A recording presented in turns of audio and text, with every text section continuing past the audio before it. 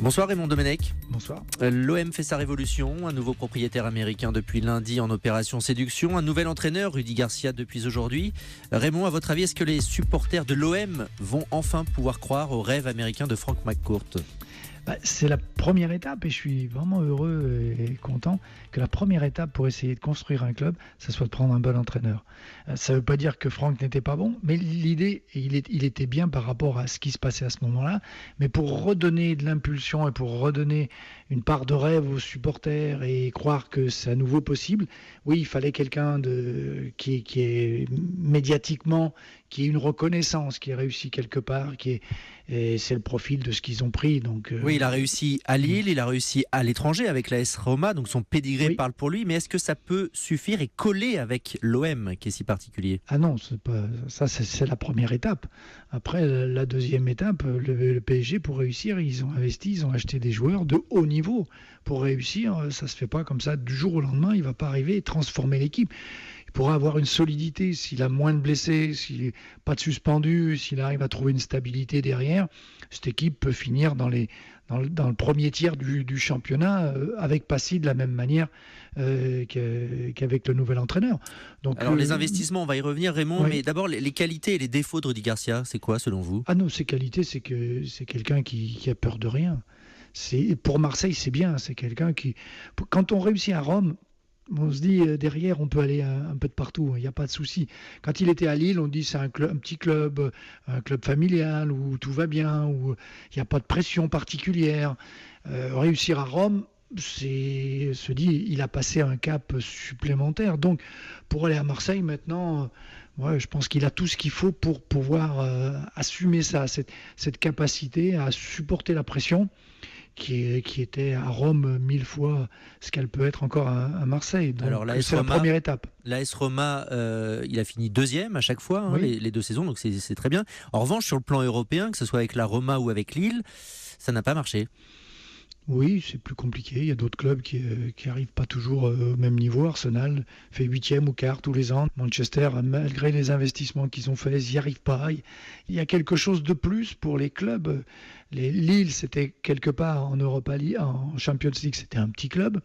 Déjà arrivé à se qualifier et à faire quelques bons matchs quand même, parce qu'on se souvient de matchs où ça s'est joué à pas grand-chose. À Rome, c'était aussi une reconstruction, donc ça faisait pas partie des grands clubs européens qui sont en règle générale dans le carré final.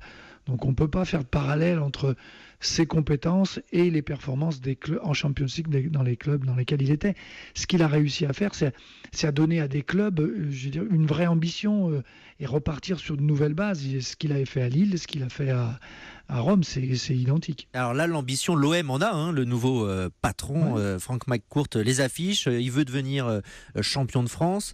Il va investir 200 millions, on parlait d'investissement, 200 millions d'euros dans les 4 ans à venir. C'est beaucoup, mais c'est rien comparé aux ambitions du PSG, par exemple, qui a un budget de 500 millions. Oui, tout va être lié, parce que en se trompant pas sur les premiers transferts qu'ils vont faire, ils vont pas être champions l'année prochaine, mais ils peuvent être européens. En étant européens, on prend une autre dimension financière et médiatique, ce qui permet de faire venir des joueurs d'un niveau un petit peu supérieur avec l'investissement. On va toucher des joueurs qui seront la catégorie au-dessus, et ça se construit petit à petit. Ça se fait pas comme ça d'un coup de baguette magique en décidant qu'on va mettre 200 millions, parce qu'avec 200 millions, il va acheter Pogba à 120 et puis Higuaín à 90. Et voilà, il a 2 joueurs de plus. Vous pensez que c'est ce qu'il peut faire ? Choisir 2 énormes joueurs, ou plutôt aller sur du joueur un petit peu moins prestigieux et renforcer la colonne vertébrale de l'équipe ? Mais ça sera l'entraîneur de le décider. Après, c'est lui qui va peser le pour et le contre, voir ce qui est plus intéressant. Tout mettre sur 1 ou 2 joueurs, il y a plein de risques. Et là, il est en début, en construction. Ce qu'on lui demande là cette année, pratiquement, ça sera d'être dans l'européen. S'il est parti là-dessus, ils auront un mercato au mois de janvier. Ils vont peut-être prendre 1 ou 2 joueurs pour renforcer l'équipe. Ça sera lié au parcours de maintenant jusqu'en décembre. mais c'est l'entraîneur qui va faire les demandes. C'est pas le président qui va dire tenez, je vous ai pris machin. L'entraîneur avec l'accord du directeur sportif qui n'a pas été nommé. Est-ce que c'est un problème, ça? Je crois que Rudy n'a pas besoin de directeur sportif. Mais il y en aura un. Bon, il y en aura peut-être un, mais à la limite, qui s'occupera dans le long terme des joueurs à faire venir dans l'année prochaine ou dans 2 ans. Oui, mais sur le court terme, Rudy n'a besoin de personne. C'est un entraîneur qui a souvent tout géré dans les clubs où il était et qui sait fonctionner tout seul. Bon, alors le problème à l'OM, c'est qu'il y a une vraie disgrâce. Les supporters sont en guerre plus ou moins avec le club. 17 000 abonnés seulement cette année contre 33 000 l'an passé. On se souvient des portraits de chèvres, des banderoles misogynes. Est-ce qu'il peut y avoir une réconciliation enfin? Vous pensez que ça peut fonctionner? La grève peut reprendre? Je dirais qu'ils vont attendre un petit peu. Je ne crois pas que d'entrée, du jour au lendemain, ils disent ça y est, c'est génial. Ils ont été tellement échaudés toutes ces années, ils ont envie de s'enflammer. Mais là, pour en avoir eu quelques-uns comme ça et discuter un petit peu, ressenti l'ambiance qu'il y avait là-bas, on attend, on verra, on va voir ce qu'ils nous font maintenant, parce qu'il suffit pas de prendre un entraîneur. Qu'est-ce qu'ils vont prendre comme joueur? Comment ça va fonctionner? Ils reviendront, parce que Marseille, ils aiment le football, mais ils vont prendre un petit peu de temps. Sauf que là, il y a une occasion rêvée, le PSG dimanche. Le PSG dimanche, je suis pas sûr que ce soit un cadeau pour eux là. Bah oui, mais c'est le classique, c'est l'occasion de faire un coup. C'est l'occasion de faire un coup, mais pour faire un coup, il faut avoir les moyens. Il suffit pas de dire c'est bien, on va jouer le PSG à Paris et on va faire un coup comme ça parce que tout d'un coup, il y a un nouveau président, il y a un nouvel entraîneur qui aura fait 2 séances d'entraînement. S'ils y arrivent, moi je dis bravo, magnifique, c'est génial. Il y aura 30 000 personnes, 40 000 au prochain match à Marseille et ils seront déjà champions de France. Génial, bravo. Mais je suis un peu comme les Marseillais. Je vais attendre un peu. Dernière question, Raymond, rapidement. La révolution en 100 jours, c'est l'objectif de Frank McCourt. Réalisable? 100 jours, c'est Napoléon qui a fait ça en 100 jours. C'est ça.